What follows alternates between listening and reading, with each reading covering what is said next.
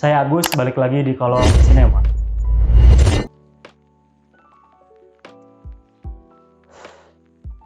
Perpisahan akan selalu menghasilkan satu momen yang baik atau buruk, tergantung bagaimana cara perpisahan itu bermula. Dan untungnya perpisahan yang ditinggalkan oleh James Gunn ini menghasilkan sebuah perpisahan yang manis untuk para pecinta film Guardian of the Galaxy, kawan-kawan.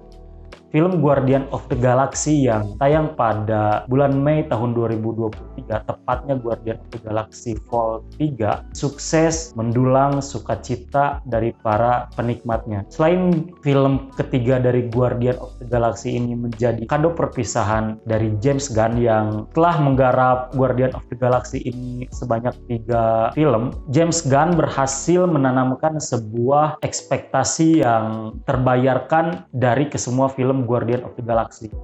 Guardian of the Galaxy yang pertama tayang pada tahun 2014 itu tentang pengenalan masing-masing tokoh dari setiap anggota Guardian of the Galaxy. Karena para anggota Guardian of the Galaxy ini adalah karakter-karakter yang jujur saja di dalam komik Marvel itu tidak terlalu terkenal, karena memang film-film MCU ini mengangkat tokoh-tokoh yang di komiknya tidak terlalu terkenal. Di film pertama mengangkat tentang satu sama lain yang saling berkenalan, kemudian di film keduanya bertema tentang bagaimana kelompok ini dihadapkan dengan sebuah masalah yang harus dihadapi bersama-sama. Kemudian di film ketiga itu bukan lagi semata-mata sebagai sebuah kelompok pahlawan, tetapi Guardian of the Galaxy ini bercerita tentang sebuah keluarga, bercerita tentang keintiman, bercerita tentang emosional yang begitu dalam, yang membuat film Guardian of the Galaxy ini rasanya menjadi salah satu barometer terbaru dari film-film Marvel. Setelah pasca film Endgame pada tahun 2019, hype film Marvel itu cenderung menurun, kawan-kawan. Bisa dibuktikan dengan beberapa ulasan-ulasan dari pemberi rating. Film-film Marvel selalu mengalami penurunan, entah itu dari segi kualitas ataupun dari segi penonton. Kemudian faktor lain yang membuat film-film Marvel trafiknya selalu cenderung turun adalah fenomena tentang superhero fatigue. Apa itu superhero fatigue? Superhero fatigue adalah fenomena di mana masyarakat dunia atau masyarakat film khususnya pada dewasa ini tengah mengalami sebuah kejenuhan ataupun kebosanan ketika menyaksikan film-film superhero yang begitu masif gitu kan. Satu dekade terakhir ini kita bisa hitung saja berapa puluh film superhero yang muncul di layar lebar maupun di layanan-layanan streaming, mulai dari rumah produksi besar seperti Marvel ataupun DC, kemudian di layanan-layanan streamingnya di luar dari Marvel dan DC pun berlomba untuk setidaknya mendapat keuntungan dari boomingnya film-film superhero. Justru yang dihadirkan film Guardian of the Galaxy ini sesuatu yang beda. Karena selain dari actionnya yang jelas memuaskan, kemudian celetukan-celetukan dari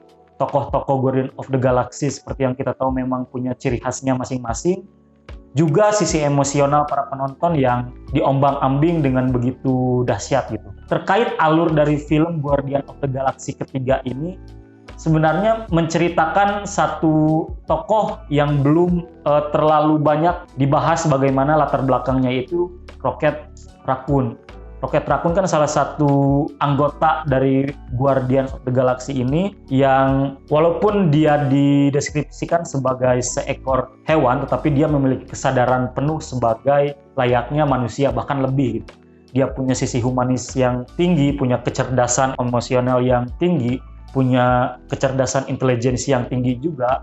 Nah, ini diceritakan di film Guardian of the Galaxy ketiga ini bahwa sebenarnya latar belakang dia memiliki kelebihan-kelebihan itu adalah percobaan dari salah seorang ilmuwan yang bernama High Evolutionary, yang diceritakan begitu bengis, tidak memiliki sisi kemanusiaan sama sekali, kemudian tidak memiliki empati, dan tujuan satu-satunya High Evolutionary ini tidak lain dan tidak bukan adalah menciptakan sebuah ras kehidupan di mana kehidupan itu tidak hanya dihuni oleh para manusia, tapi bisa juga dihuni oleh berbagai jenis makhluk hidup yang memiliki sisi kecerdasan yang tinggi, yang bahkan bisa mengalahkan manusia. Dan salah satu eksperimen percobaannya itu adalah Rocket Raccoon yang pada akhirnya berhasil memiliki kekuatan-kekuatan yang melebihi kekuatan manusia seperti itu. Walaupun dengan tubuh Raccoon hanya saja bisa berjalan seperti manusia. Kemudian satu hal yang justru saya kaget dari film Guardian of the Galaxy 3 ini adalah kemunculan dari seorang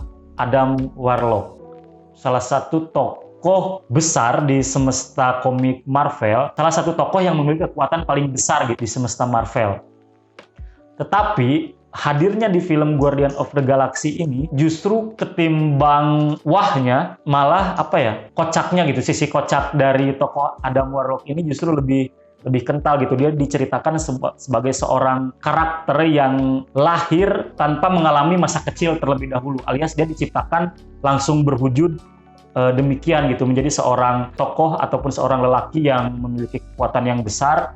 Dan ketika kesadarannya mulai muncul, Adam Warlock ini tidak mampu mengendalikan dirinya selain hanya mengikuti perintah dari High Evolutionary gitu. Dan di film ini juga diceritakan bahwa para Guardian ini memiliki misi untuk menyelamatkan Rocket Raccoon yang sekarat lah. Sekaratnya pun gara-gara ditabrak oleh Adam Warlock gitu. Karena si tokoh Adam Warlock ini nggak punya tujuan jelas di hidupnya selain diinstruksikan untuk menangkap Rocket Raccoon, karena di dalam otak Rocket Raccoon itu punya semacam sistem yang mampu menghidupkan berbagai eksperimen percobaan dari High Evolutionary.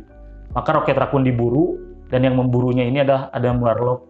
Dan peperangan antara Adam Warlock melawan Guardian juga punya porsi yang tidak terlalu besar. Ternyata di sini porsinya cukup sedikit gitu. Peperangan yang terjadi justru antara Guardian of the Galaxy melawan High Evolutionary beserta pasukannya. Dan di akhir cerita juga kan dikisahkan bahwa Adam Warlock pada akhirnya menjadi anggota dari Guardian of the Galaxy gitu. Setelah Quill memutuskan untuk kembali ke bumi karena dia mengatakan bahwa ada sesuatu yang belum selesai di bumi, karena dia berasal dari bumi, dia manusia yang kecil di bumi dan dilahirkan dari seorang ibu yang merupakan manusia biasa. Maka menurutnya setelah perjalanan panjang dia menjelajah galaksi, menjelajah alam semesta, dia harus kembali ke bumi dan bertemu dengan kakeknya. Kemudian bagaimana film Guardian of the Galaxy ini selalu membekas di hati para penonton, yaitu penggunaan elemen lain selain CGI-nya juga yang ya standar-standar film Marvel saja gitu. Apa yang saya maksud yaitu musik-musik yang digunakan di dalam film Guardian of the Galaxy ini selalu membawa kita pada ingatan-ingatan masa lalu gitu. Apalagi kalau mungkin bapak atau ibu kita yang muda di tahun 70, 80, 90 sampai periode 2000 itu pasti tahu lagu-lagu yang ada di film ini, lagu-lagu barat ya, seperti lagu-lagu Radiohead dan sebagainya. Nah, itu banyak digunakan di dalam film ini, kawan-kawan. Musik itu selalu membawa persepsi bagi para pendengarnya. Nah, ketika musik digabung dengan audiovisual, maka itu imajinasi para pendengarnya selalu disentil beberapa kali lipat, dan itu yang terjadi di film Guardian of. Selain ingatan-ingatan para pendengarnya, kemudian video visualnya menyuguhkan pertarungan para anggota Guardian of the Galaxy, membuat imajinasi para penonton semakin terpuaskan. Itu yang saya tangkap dari film ini. Kemudian film-film Marvel seperti yang saya katakan di awal, periode 2019 sampai 2023, apalagi di fase 4, justru mengalami penurunan yang cukup signifikan gitu, entah itu dari segi kualitas maupun kuantitas para penontonnya. Mungkin Marvel lupa bahwa ada sisi kualitas yang harus terus dikedepankan alih-alih memproduksi banyak sekali film ataupun series. Kita bayangkan saja dari tahun 2021 yang dimulai oleh series WandaVision sampai 2023 diakhiri oleh series Secret Invasion, dan sebentar lagi tayang Loki season 2. Sudah berapa judul series yang dikeluarkan gitu. Tapi mungkin Marvel tidak menyadari bahwa jembatan-jembatan yang dibangun oleh mereka ini tidak dibarengi dengan sisi kualitas ataupun sisi kedalaman naskah yang mumpuni, membuat para penontonnya mungkin saja bisa kabur ke semesta DC. Apalagi James Gunn kan setelah film Guardian of the Galaxy ketiga ini sudah resmi dinyatakan keluar dari jajaran petinggi Marvel, kemudian masuk ke jajaran petinggi DC. Dia menjadi CEO di DC. Dan mungkin harapan lebih banyak berada di pundak James Gunn yang kali ini akan menggarap film-film DC gitu, daripada penonton selalu disuguhkan dengan film-film Marvel yang gitu-gitu aja. Tapi sejauh ini film Guardian of the Galaxy cukup menyelamatkan. Apakah akan dilanjutkan dengan film-film Marvel yang selanjutnya dalam hal sisi kualitas? Saya rasa 50-50. Sebentar lagi ada film The Marvel yang tayang, kemudian Kraven the Hunter walaupun berada di universe-nya Spider-Man First, kemudian ada lagi Madam Web dan sebagainya. Bisa jadi titik awal kehancuran Marvel. Apalagi saya membaca artikel kemarin beberapa hari terakhir bahwa kabarnya film Secret Wars yang direncanakan tayang pada tahun 2025 itu akan menjadi semacam soft reboot dari film-film Marvel. Artinya apa? Artinya film Marvel ini akan mengikuti film DC yang sudah di-reboot terlebih dahulu oleh film The Flash. Hanya saja cara untuk mereboot film Marvel ini berbeda dengan film DC.